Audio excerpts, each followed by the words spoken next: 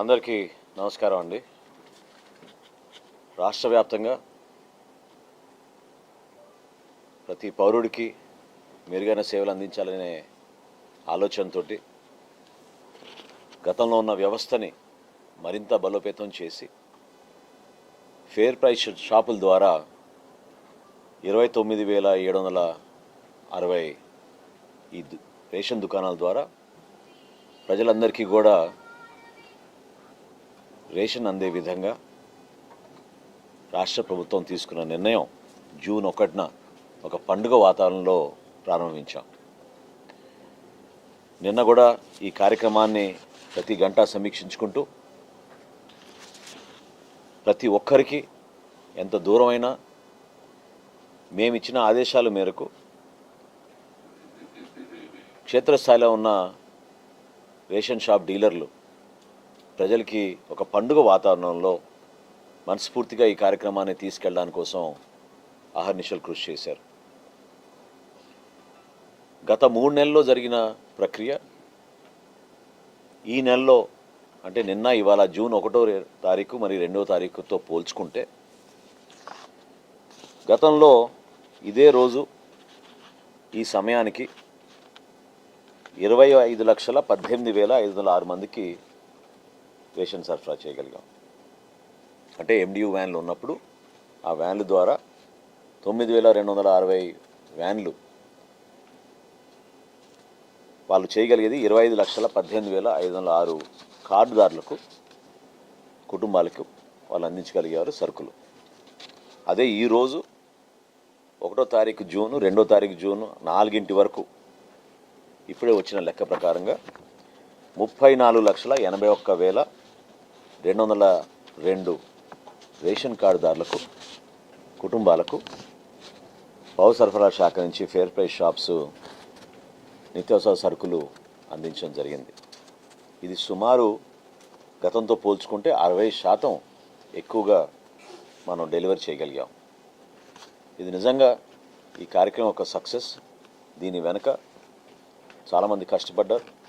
రాష్ట్ర వ్యాప్తంగా ఉన్న డీలర్స్, వాళ్ళ అసోసియేషన్స్, అధికార యంత్రాంగం, రెవెన్యూ సిబ్బంది వీరందరూ కూడా ప్రభుత్వం తీసుకున్న నిర్ణయాన్ని హర్షిస్తూ మరింత మెరుగైన సేవలు అందించడానికి కోసం ప్రత్యేకంగా వాళ్ళు తీసుకున్న శ్రద్ధని నేను ఈ సందర్భంగా వాళ్ళకి నేను అభినందిస్తూ, అదేవిధంగా వృద్ధులు ఎవరైతే 65 సంవత్సరాలు దాటిన వారు ఉన్నారో, దివ్యాంగులు ఎవరైతే మంచానికి పరిమితమయ్యారో సుమారు 15,74,000 మందికి కూడా ఇంటింటికే వెళ్ళి సరఫరా చేయమని 5వ తారీఖు లోపు ఈ సరఫరా జరగాలని మేము ఆదేశించడం జరిగింది. ఇప్పటి వరకు మాకు వచ్చిన లెక్క 3,73,062 కార్డుదారులకు మా రేషన్ షాప్ డీలర్లు ఇంటింటికి వెళ్ళి సరఫరా చేయడం జరిగింది. ఇది యావరేజ్ మేము అనుకున్నట్టే దాదాపు 31-32% మేము ఈ కార్యక్రమంలో కూడా 2వ తారీఖు మధ్యాహ్నానికల్లా ఇది ఒంటి గంటకు వచ్చిన లెక్క కల్లా చేయగలిగాం. అయితే పత్రికల్లో కూడా మీరందరూ కూడా ప్రతి జిల్లాలో వస్తున్న వార్తలు, నియోజకవర్గాల నుంచి మాకు వస్తున్న ఫీడ్బ్యాక్, జిల్లా కలెక్టర్లు, జాయింట్ కలెక్టర్లు, స్థానికంగా డిస్ట్రిక్ట్ సప్లై ఆఫీసర్స్ అందరూ కూడా ఎప్పటికప్పుడు మేము చెక్ చేసుకుంటే కొన్ని టెక్నికల్ ఇష్యూస్ నిన్న కూడా వచ్చినాయి. ఎందుకంటే ఒకేసారి ఎక్కువ మంది షాపుల దగ్గర రావడంతో కొన్ని సందర్భాల్లో సర్వర్ ఇష్యూస్ వచ్చినాయి. మధ్యాహ్నం నుంచి సజావుగానే జరిగింది. ఇది కాకుండా తెలియక పాపం ఎవరైతే ఇంతకుముందు నేను మీకు చెప్పానో 65 సంవత్సరాలు దాటిన వృద్ధులు, దివ్యాంగులు కుటుంబ సభ్యులు కూడా నిన్న చాలామంది ఈ షాపుల దగ్గరకు వచ్చి ఆదివారం కాబట్టి సరుకులు తీసుకెళ్ళడానికి కోసం వాళ్ళు రావడం జరిగింది. మరొకసారి మీ అందరికీ మీ ద్వారా రాష్ట్ర ప్రజలకు నేను విజ్ఞప్తి చేసేది, మార్పు కోసమే చేసిన కార్యక్రమం ఇది. 1వ తారీఖు నుంచి 15వ తారీఖు వరకు ఉదయం 8 నుంచి 12 వరకు, మధ్యాహ్నం 4 నుంచి 8 వరకు మీకోసమే ఈ తలుపులు తెరిచి ఉంటాయి. మీరు ఎవ్వరు కూడా కంగారు పడి ఈ 2 రోజుల కోసమో 3 రోజుల కోసమో, అంటే ఇదివరకు అలవాటు అయిపోయింది వ్యాన్లు వచ్చినప్పుడే మన సరుకులు తెచ్చుకోవచ్చు అని. అటువంటిది ఏమీ లేదు. ఈ 15 రోజులు వీళ్ళు తెరిచే ఉంటారు. ఎక్కడా ఏమి ఇబ్బంది లేకుండా మీకు సరఫరా జరిగేటట్టు.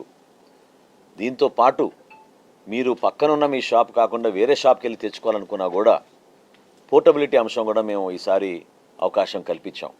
ఎవరు ఏ షాప్కి వెళ్ళినా కూడా తీసుకునే విధంగా 10% ఎక్కువగా సరుకులు ఈ షాపులకు అందించి ఈ కార్యక్రమాన్ని ప్రజల్లో మరింత దృఢంగా వారు కోరిన విధంగా ఏ సమయం అయితే వారు ఆ సమయానికి రాగలుగుతారో పనులు మానేసుకుని రావాల్సిన పరిస్థితి లేకుండా ఈ కుటుంబాలకి ఒక ధైర్యం నింపే విధంగా, ఒక భరోసా నింపే విధంగా ఈ కార్యక్రమం చేసుకుంటూ వచ్చాం. దయచేసి ఎవరి కుటుంబాలు అయితే 65 సంవత్సరాలు నిండిన వృద్ధులు ఉన్నారో, అదేవిధంగా దివ్యాంగులు ఉన్నారు, మీరు ఎవ్వరు కూడా తొందరపడి షాపుల దగ్గర రావాల్సిన పరిస్థితి లేదు. ఖచ్చితంగా మా డీలర్లే మీ దగ్గర తీసుకొచ్చి అందిస్తారు. దానికి సంబంధించిన ఫొటోస్ కూడా, అంటే ఈ 3,73,000 మంది లబ్ధిదారుల దగ్గరికి ఎవరైతే మా డీలర్స్ వెళ్ళి అందించారో అనేక ఫొటోస్ వృద్ధులు, దివ్యాంగులు వీళ్ళందరి గురించి కూడా మా హెడ్ ఆఫీస్కి వచ్చాయి. అవన్నీ కూడా మీ అందరితో షేర్ చేసుకుంటాం. మీరే చూస్తారు ఎంత ఫ్యాక్చువల్గా మేము చేయగలుగుతున్నాం. లాజిస్టికల్గా కొన్ని ఇష్యూస్ ఖచ్చితంగా క్షేత్రస్థాయిలో ఈ కార్యక్రమం చాలా సంవత్సరాల తర్వాత మళ్ళీ మనం పునరుద్ధరించాం కాబట్టి చిన్న చిన్న సమస్యలు ఉన్నాయి. ఇవన్నీ కూడా అధిగమించుకుంటూ ఈ కార్యక్రమాన్ని మరింత వేగవంతంగా ప్రజలకి మరింత మెరుగైన సేవలు అందించే విధంగా ముందుకు తీసుకెళ్తామని ఈ సందర్భంగా మీ అందరు కూడా తెలుపుకుంటున్నాను. రాబోయే రోజుల్లో ఇది 2వ తారీఖే, ఇంకా 13 రోజులు ఉంది ఈ కార్యక్రమం. ఆదివారంతో సహా మేము అందిస్తాం ఈ సరుకులు. ప్రతి చోట కూడా రెవెన్యూ సిబ్బంది, సివిల్ సప్లైస్ డిపార్ట్మెంట్ నుంచి ఉన్న సిబ్బంది, క్షేత్రస్థాయిలో ఉన్న డీలర్ నెట్వర్క్ 29,760 షాపులు ఖచ్చితంగా 100% మేము పర్ఫెక్ట్గా అందించేటట్టు ఈ కార్యక్రమాన్ని ముందుకు తీసుకెళ్లే విధంగా సిద్ధమయ్యామని రాష్ట్ర ప్రజలకి ఈ సందర్భంగా మనస్ఫూర్తిగా తెలియజేస్తున్నాను. వైఎస్ఆర్సీపీ అధ్యక్షుడు జగన్మోహన్ రెడ్డి గారు తెనాలికి పర్యటనకు ఆయన ఖరారు చేసుకుని రేపు ఆ కుటుంబాన్ని పరామర్శించడానికి వస్తున్నారనే సమాచారం ఈరోజు అందింది. దీని నేపథ్యం అక్కడ ప్రజలు పడుతున్న కష్టాలు, అక్కడున్న వాస్తవాల్ని రాష్ట్ర ప్రజలకి, తెనాలి ప్రజలకి వాళ్ళ ఆవేదన ఏంటో, ఏ విధంగా క్షేత్రస్థాయిలో వాస్తవాలు ఉన్నాయో తెలుసుకుని ఖచ్చితంగా జగన్మోహన్ రెడ్డి గారు ఆలోచించాలి. ఎందుకంటే అక్కడ జరిగిన సంఘటనలు గత 5 సంవత్సరాల్లో వాళ్ళ పరిపాలనలో ఎంతోమందిని ఆశ్చర్యం కలిగించింది. కళల కానాచి అని తెనాలి గురించి ప్రస్తావిస్తారు. ఒక అద్భుతమైన సంస్కృతి, ప్రజలందరూ కలిసిమెలిసి ఉంటారు. పట్టణంలో కూడా గ్రామీణ వాతావరణం, అటువంటి సంస్కారం, గౌరవించుకునే పద్ధతులు, బిడ్డల్ని చదివించుకోవాలనే తపన, ఎంతోమంది ఆ ప్రాంతాన్ని నుంచి చాలా ఉన్నత స్థాయికి ఎదిగిన వ్యక్తులు, కళాకారులే కాదు అన్ని రంగాల్లో కూడా కంట్రిబ్యూట్ చేశారు. అటువంటి చరిత్ర కలిగిన తెనాలిని గంజాయి అడ్డాగా 5 సంవత్సరాలు మార్చేశారు. ఊహించని విధంగా 2 గ్యాంగులను ఏర్పాటు చేసి ప్రాంతాలే వారిగా విభజించుకుని గంజాయి అమ్ముకునే హక్కు ఈ రౌడీ షీటర్లకి, గ్యాంగులకి అక్కడ అవకాశం ఇచ్చి ఎవ్వరు కూడా మమ్మల్ని ఆపలేరు, పోలీస్ యంత్రాంగంతో సహా ఎవరి గురించి మేము వెనకాడాం అని ప్రజల్ని భయభ్రాంతులు గుర్తు చేసి, మహిళలు ప్రత్యేకంగా నేనే ఆశ్చర్యపోయాను. క్యాంపెయినింగ్ అప్పుడు కూడా, ఎలక్షన్ క్యాంపెయినింగ్ అప్పుడు కూడా మే 1వ తారీఖున నాకు బాగా గుర్తు, నాకు మంచి మిత్రుడు, ఆదర్శ రైతుడు ఆ ప్రాంతానికి, ఈదర్ పూర్ణచంద్ గారు అని, వారి అబ్బాయి బాంబే నుంచి అక్కడ ఐటీ ప్రొఫెషనల్గా పనిచేస్తాడు. గత సంవత్సరం మే 1వ తారీఖున ఇదే ప్రాంతంలో బైక్ మీద వెళ్తుంటే అడ్డుకొని భయంకరంగా అతన్ని కొట్టారు. అంటే ఆ మత్తులో, గంజాయి మత్తులో వీళ్ళు చేస్తున్న అరాచకాలు మామూలు విషయం కాదు. 5 సంవత్సరాల్లో ఈ గ్యాంగుల మధ్యన హత్యలు కూడా జరిగినాయి. దీనికి చాలా రాజకీయంగా ఆలోచించాల్సిన అంశం కూడా దీంట్లో ఖచ్చితంగా ఉంది.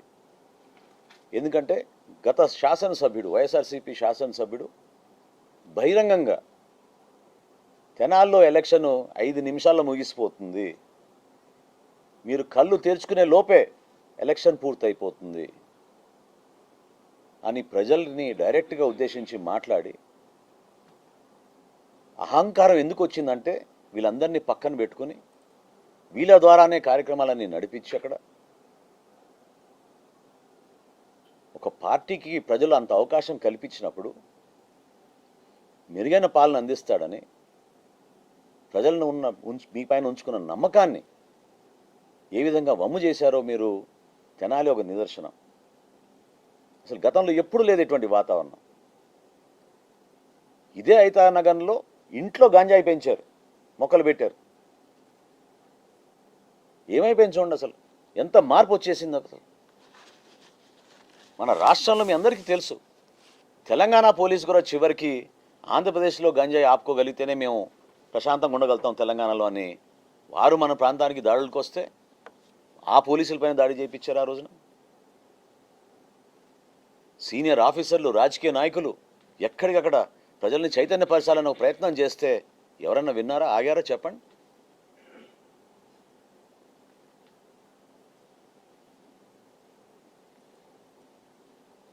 అటువంటి సంస్కృతి గతంలో ఎప్పుడు లేదు. ఈ కొత్త సంస్కృతి వీళ్ళు తీసుకొచ్చి అరాచక శక్తుల్ని, హిస్టరీ షీటర్లని, ఎవరిపైన 10 కేసులు, 12 కేసులు, 13 కేసులు ఉన్నాయో వాళ్ళు కూడా లా అండ్ ఆర్డర్ అంటే అసలు భయమే లేనట్టుగా, ఎవ్వరు మమ్మల్ని అడ్డుకోలేరు, మా కార్యక్రమాలు మేము చేసుకుంటూ వెళ్తాం, తోచిన విధంగానే మేము పనిచేస్తాం అనే ఆలోచనతోటి ఎంతమందిని ఇబ్బంది పెట్టారు చూడండి. నేను ఇందాక చెప్పాను, నేను డైరెక్ట్గా గతంలో ఉన్న శాసనసభ్యుడు, వైఎస్ఆర్సీపీ శాసనసభ్యుడు 5 నిమిషాల్లో ఎలక్షన్ ముగిస్తా అని చెప్పిన వ్యక్తి ఆ రోజున పోలింగ్ రోజు సుధాకర్ అనే వ్యక్తి ఇంతమంది వెళ్ళిపోతున్నారు లోపలికి, మేము 3 గంటల నుంచి మేము క్యూ లైన్లో ఉన్నామంటే విచక్షణ రహితంగా ఎంత దారుణంగా ఆయన ఆ రోజు కొట్టారో మీరు అందరూ చూశారు, రాష్ట్ర ప్రజలందరూ చూశారు. దీనికోసమే వీళ్ళు చేసిన ఈ పన్నాగం, ఈ ఎత్తు కూడా దానికోసమే. ఇటువంటి అరాచక శక్తుల్ని, గ్యాంగుల్ని ఇట్లా తయారు చేసి ఎలక్షన్ అనేది జరగకూడదు, జరగనివ్వం, 5 నిమిషాల్లోనే ఎలక్షన్ పూర్తయిపోతుందని చెప్పి మాట్లాడిన వ్యక్తులు వీళ్ళు. అంటే ప్రశాంతమైన వాతావరణంలో మన రాష్ట్రాన్ని మన అభివృద్ధి పందాలో నడిపించాలని, సంక్షేమంలో ఎక్కడ లోటు ఉండకూడదని గౌరవ ముఖ్యమంత్రి గారు, గౌరవ ఉప ముఖ్యమంత్రి గారు పవన్ కళ్యాణ్ గారు అందరం అహర్నిశలు కృషి చేసి ఒక మంచి వాతావరణం తీసుకొస్తే ప్రభుత్వాన్ని మనం ముందు తీసుకెళ్తామని ఒక ప్రయత్నం చేస్తున్న తరుణంలో కావాలని ప్రాంతాల్లో వచ్చి చిచ్చులు పెడుతున్నారు. కావాలని అనవసరంగా ఇటువంటి అరాచక శక్తుల్ని పోషించడానికి కోసం చేస్తున్న ప్రయత్నం ఇది. దయచేసి రాజకీయాలు దీనికోసం వాడబాకండి. జగన్మోహన్ రెడ్డి గారు కూడా ఆత్మ పరిశీలన చేసుకోవాలి. ఒక కుటుంబాన్ని పరామర్శించడానికి తప్పు లేదు, నో ఇష్యూ ఎట్ ఆల్. కానీ ఒక పార్టీకి అధినేతగా దీని వెనక ఉన్న నేపథ్యం, బ్యాక్గ్రౌండ్ తెలుసుకోకుండా మీరు తీసుకున్న నిర్ణయాన్ని గురించి మీరు ఆలోచించాల్సిన అవసరం ఖచ్చితంగా ఉంది. ఒక ప్రశాంతమైన వాతావరణం లాంటి తెనాల్లో గత 5 సంవత్సరాల్లో వాళ్ళు కొత్తగా తీసుకొచ్చిన సంస్కృతి ఏంటి, ఏ విధంగా నడిపించారు, ఎంతమంది ఇబ్బంది పెట్టారు.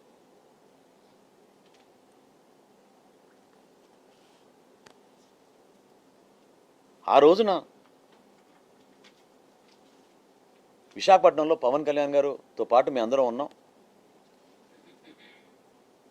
గంజాయి నిర్మూలన గురించి ఉత్తరాంధ్రలో ఒక ఆపరేషన్గా చేద్దామని చెప్పి ఉన్నతాధికారులు, పోలీసులు ఆ రోజున ఎక్కడ పడితే అక్కడ గంజాయి పొలాల్లోకి వెళ్ళి నిప్పులు అంటించి ప్రజల్లో చైతన్యం తీసుకురావాలని ప్రయత్నం చేస్తే అధికారులను ట్రాన్స్ఫర్ చేసేశారు. ఎలా మర్చిపోతారు రాష్ట్ర ప్రజలు ఈ విషయాలు?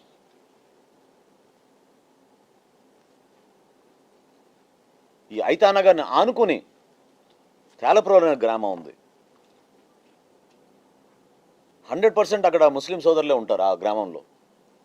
ఎలక్షన్ క్యాంపెయిన్ అప్పుడు నేను వెళ్ళినప్పుడు తల్లులు ఎంతోమంది ఒక అడుగు లోపలేసి మా ఇంట్లోకి రండి అని చెప్పి బతిమలాడి, మేము బయట చెప్పుకోలేకపోతున్నాం. ఎందుకంటే ఆ ఊరు నుంచి చదువుకోవడానికి స్కూల్కి వెళ్ళాలంటే ఒకటే ఒక రోడ్డు ఉంది ఐతానగర్ లాంటి ప్రాంతంలోంచి. మా బిడ్డల్ని మేము స్కూల్కి పంపించలేకపోతున్నాం అని ఎంతోమంది తల్లులు నాతో ఏడ్చి చెప్పుకున్నారు ఆ రోజున. వారి ఆవేదన వినరా మీరు జగన్మోహన్ రెడ్డి గారు? లా అండ్ ఆర్డర్ సిచ్యువేషన్ రాకూడదు, పీస్ఫుల్ వాతావరణం రావాలి అని ఏ ముఖ్యమంత్రి అయినా కోరుకుంటారు కదా. మీరు కూడా 5 సంవత్సరాలు ముఖ్యమంత్రిగా చేశారు కదా. పోలీస్ యంత్రాంగానికి ఆ విధమైన ఇన్స్ట్రక్షన్స్ ఇచ్చి ప్రతి ఒక్క పౌరుడు ధైర్యంగా తన పని తను చేసుకునే విధంగా యంత్రాంగాన్ని ఉపయోగించాలి. కానీ పర్పస్ఫుల్గా ఒక కొత్త వాతావరణం సృష్టించడానికి వీళ్ళు చేస్తున్న ప్రయత్నాన్ని ఖచ్చితంగా మేము ఖండిస్తున్నాం.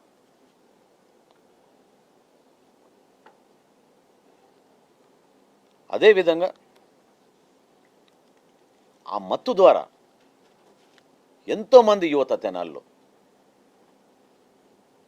నాకు బాగా గుర్తు, ఎలక్షన్కి 2 సంవత్సరాల ముందు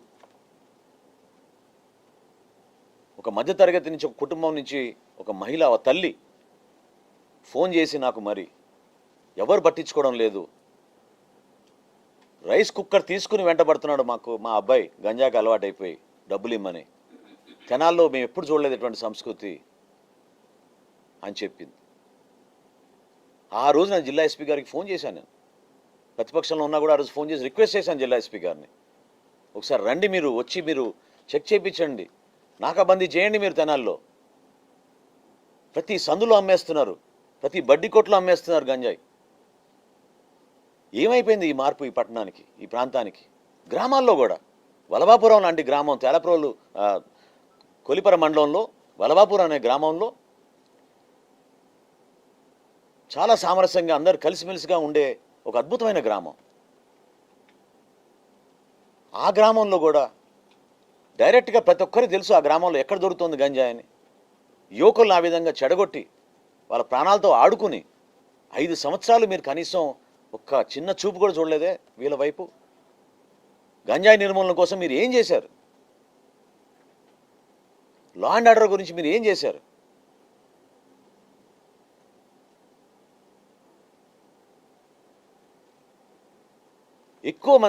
ఎక్కువ శాతం తెనాలి ప్రజలు ఈరోజు కోరుకుంటున్నారు, దయచేసి మీరు రేపటి రోజున అక్కడ వచ్చి పర్యటనకి మీరు ప్రజల్లో మళ్ళీ ఇంకోసారి అనవసరమైన రాద్ధాంతం సృష్టించి, ప్రజల మధ్య విభేదాలు సృష్టించి,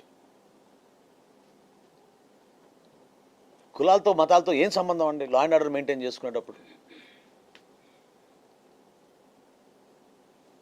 అటువంటి ఆలోచనలు మీరు విరమించుకోవాలి. సమాజంలో చీలిక చేయడానికి కోసం, తద్వారా రాజకీయ లబ్ధి పొందడానికి కోసం గతంలో ఇదే వైఎస్ఆర్సీపీ ప్రభుత్వం కోనసీమలో ఏ విధంగా అలజడి సృష్టించిందో మీ అందరికీ గుర్తు చేయాలి. ఈ సందర్భంగా ఎక్కడైనా ఊహించామా మనం? అమలాపురంలో ఏ విధంగా వర్గాల మధ్య చిచ్చులు పెట్టి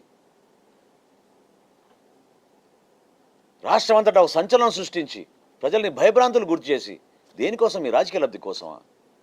దీనికోసమా మనం రాజకీయ నాయకుల్లో మనకు కోరుకునేది? మన పదవులు రావాలి, కష్టపడి పనిచేయాలి, రాష్ట్రానికి దేశానికి మంచి పేరు తీసుకురావాలి, మన బిడ్డలకి ఉపాధి అవకాశాలు కల్పించాలనే ఆలోచనలు మీరు మానుకుని ఇటువంటి ఆలోచనల ద్వారా మీరు వెళ్తుంటే తెనాలి నియోజకవర్గ ప్రజల తరఫున ఎంతో ఆవేదనతోటి అక్కడ శాసనసభ్యుడిగా నేను మాట్లాడుతున్నాను ఈరోజు.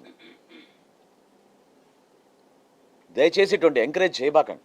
ఈ రేషన్ డీలర్ల ద్వారా రేషన్ పంపిణీ చేస్తారు. ఈ రేషన్ డీలర్ల ద్వారా రేషన్ అక్రమ రవాణాను అరికట్టడానికి మీరు ఎటువంటి చర్యలు తీసుకుంటారు? మంచి పాయింట్. ఫస్ట్ నిన్న ఉదయం మేము తంబేసి రేషన్ ఇచ్చారు, సాయంత్రానికి లోడ్ ఎత్తి పంపించారు. అంటే అక్రమ రేషన్ తరలింపు, తంబేయడం, డబ్బులు ఇవ్వడం. నెక్స్ట్ వన్, ఈ పోస్ట్ మిషన్కి ఎలక్ట్రానిక్ డివైస్ వెయింగ్ మిషన్కి ఇంటరాక్షన్ లేకుండా ఈ పోస్ట్ మిషన్లో మాన్యువల్గా ఎంటర్ చేయడం, వాళ్ళకి నచ్చిన తూకం వేయడం, ఇవ్వడం. ఇవన్నీ కొంచెం ఎవిడెన్స్ ఉండి అడుగుతున్నాం. తప్పలేదు. కొన్ని ప్రాంతాల్లో, కొన్ని షాపుల్లో నెట్వర్క్ సరిగ్గా పనిచేయని ప్రాంతాల్లో కొంతవరకు ఇంకా అటువంటి కార్యక్రమాలు జరగవచ్చు.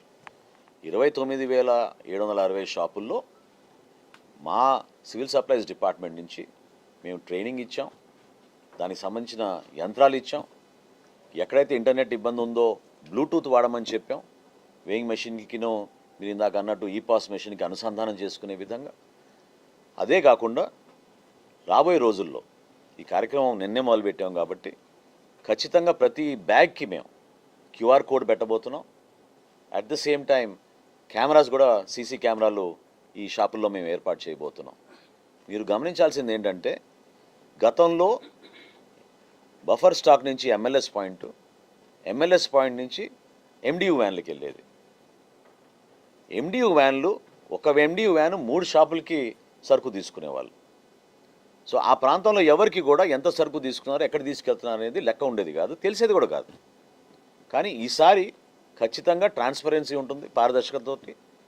ఆ ప్రాంతంలో ఉన్న ఆ సరుకు ఆ పర్టికులర్ రేషన్ షాప్లోనే స్టాక్ చేసుకుంటారు. కాబట్టి ప్రజలు కూడా గమనిస్తూ ఉంటారు. ఎక్కడైనా ఇటువంటి అక్రమ రవాణా జరుగుతుందనే విషయాలు వారి దృష్టికి వస్తే తప్పకుండా మీరు అక్కడ క్యూఆర్ కోడ్ అక్కడే ఉంటుంది షాప్ దగ్గర. క్యూఆర్ కోడ్లో మీరు స్కాన్ చేసి ఇమీడియట్గా మీరు మాకు మెసేజ్ పంపిస్తే తప్పకుండా మేము యాక్షన్ తీసుకుంటాం. డెఫినెట్గా దీని గురించి ఏ విధంగా దీన్ని అరికట్టాలనే ఆలోచనతోటే మేము కొత్త కొత్త విధానాలు, మార్పులు తీసుకొస్తూనే ఉన్నాం. దానికి ఖచ్చితంగా మేము కట్టుబడి ఉంటాం. ఆ మార్పు చూపిస్తాం మీకు.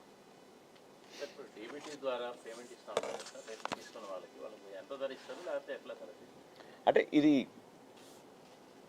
గౌరవ ముఖ్యమంత్రి గారు మొన్న మా క్యాబినెట్ సహచరులతోటి, మంత్రులందరితో కూడా ప్రజల్లో ఉన్న ఆవేదన, ప్రజలు కోరుకుంటున్న విధానాన్ని మనం ఒకసారి క్షుణ్ణంగా పరిశీలిస్తే బాగుంటుంది, దానిపైన అధ్యయనం చేయమని కోరడం జరిగింది.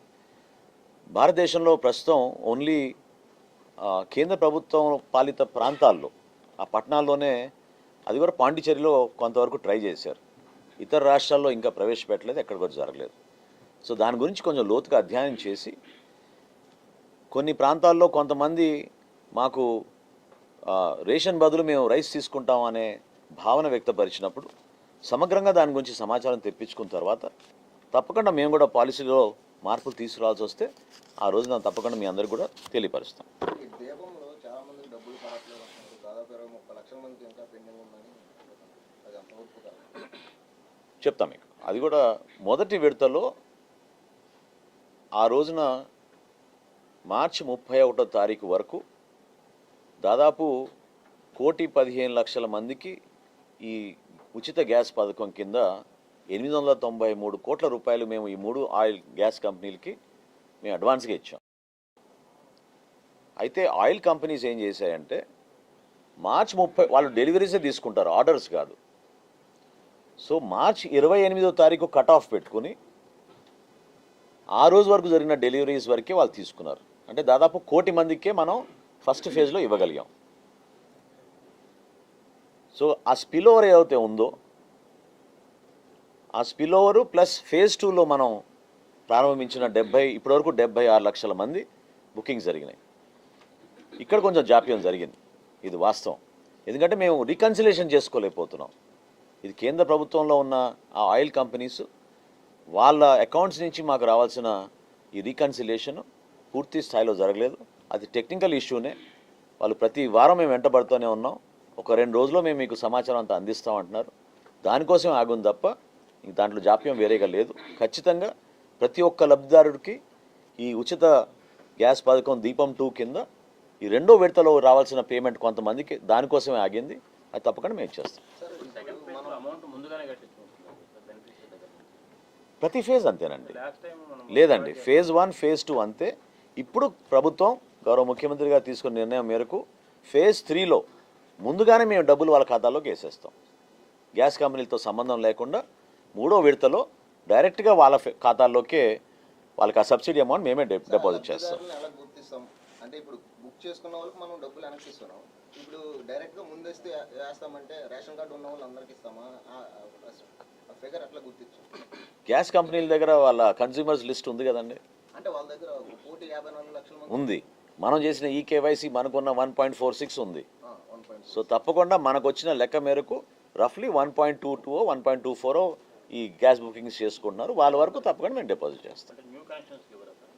న్యూ కనెక్షన్స్ వచ్చినాయి. ఇప్పుడు కొత్తగా మన 31 మార్చ్ తర్వాత వాళ్ళు కూడా అప్డేట్ చేసుకుని సుమారు 2,30,000 కొత్త కనెక్షన్స్ వచ్చినాయని మాకు గ్యాస్ కంపెనీ సమాచారం అందించారు. సో అది కూడా మేము క్రోడీకరించుకుని ఈ ఫేజ్ 3లో ఎట్లాగో ఉచితంగా వాళ్ళకి, ఉచితం కాదు ముందుగానే వాళ్ళకి ఇచ్చేద్దాం డబ్బులు అనుకుంటున్నాం కాబట్టి మేము చేసేస్తాం. ఓకేనా? థ్యాంక్ యూ సో మచ్ అమ్మా. Thank you.